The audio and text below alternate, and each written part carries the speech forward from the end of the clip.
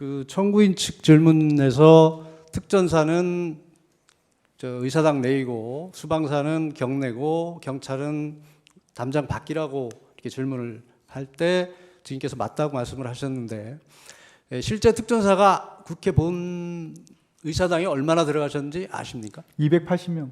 본관에 다 들어갔습니까? 280명이 질서 유지를 위해서 활동을 했습니다.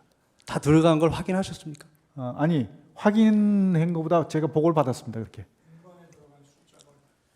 그러니까 그게 지금 오해를 좀 280명은 네. 280명은 국회 경내에 들어간 인원을 말하는 거고요. 맞습니다. 예, 맞죠? 예.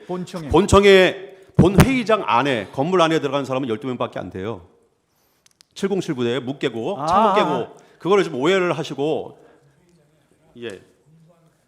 건물 안에 있었던 그죠? 게 280명이라는 예, 예. 겁니다. 건물 안에. 실제 수방사는 212명이 현장에 갔는데 실제 48명인가밖에 네, 못 맞습니다. 들어가고 50명밖에 그것도 예. 건물 내도 못 들어가고 그렇습니다. 경내 대기했고 그렇습니다. 나머지 병력은 담장 밖에 맞습니다. 대기하고 있었습니다. 예, 예.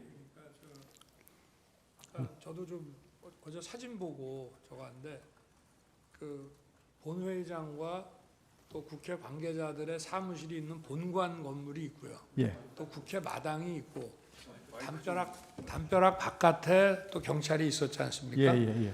근데 특전사 요원들이 그 본관 건물 안으로 한 20여 명이 들어가는 사진을 어제 봤거든요. 네.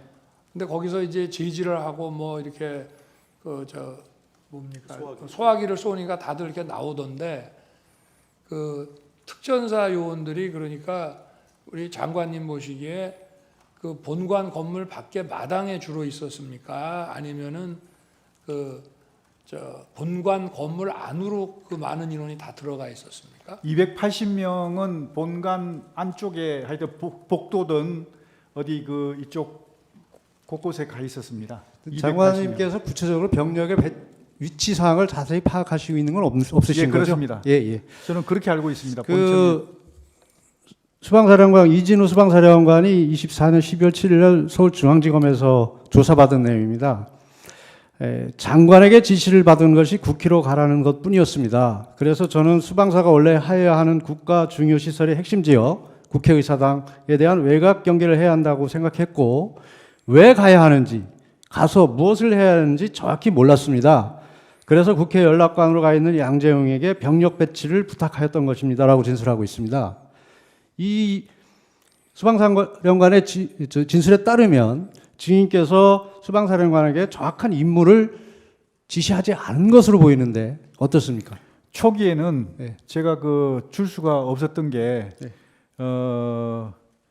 인원도 정확하게 확인이 안 돼 있었고 또 실제로 들어가서 네. 어떤 임무를 수행해야 될지 또 변동이 있을 수가 있습니다. 그래서 제가 초기에는 일단 출발해라. 네. 그리고 그 상황을 고려해서 임무를 추가로 주겠다. 그렇게 얘기를 그랬기 때문에 그 조사에서 이진우 사령관은 상황을 잘 몰라서 김봉식 서울경찰청장에게 전화해서 서울에 무슨 상황이 있습니까? 라고 물어보자 김봉식 청장이 지금 국회에 경찰 병력이 나가 있는데 방어가 안 됩니다. 군 병력 좀 보내주십시오 라고 얘기를 하면서 김봉식이 먼저 병력을 요청하였다고 합니다. 이것으로 봐서 이진우 사령관은 정확한 임무도 부여받지 못한 상태에서 단지 그 수방사의 고유의 임무인 주요시설 경비를 목적으로 출동한 것으로 보입니다. 맞습니까? 예, 처음에는 그랬습니다. 처음에는 그렇게 간 것은 네. 맞습니까?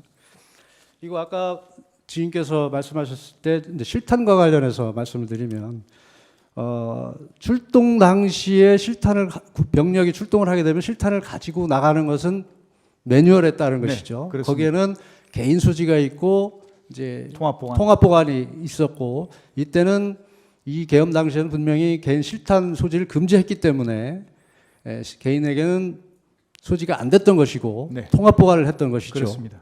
그것은 매뉴얼에 따른 것이죠. 그렇습니다.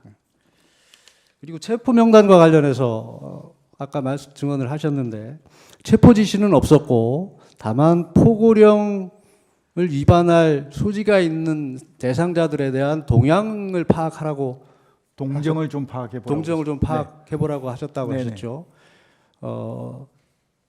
구체적으로 명단을 몇 명을 누가 작성은 직접 하셨습니까, 장관께서? 제가 뭐 몇 명인지 세보진 않았는데 네. 대충 이제 3개 당의 당 대표, 왜냐하면 포고령 위반 우려가 있는 그런 네. 분들을 해서 그 다음에 이제 국회의장, 그 다음에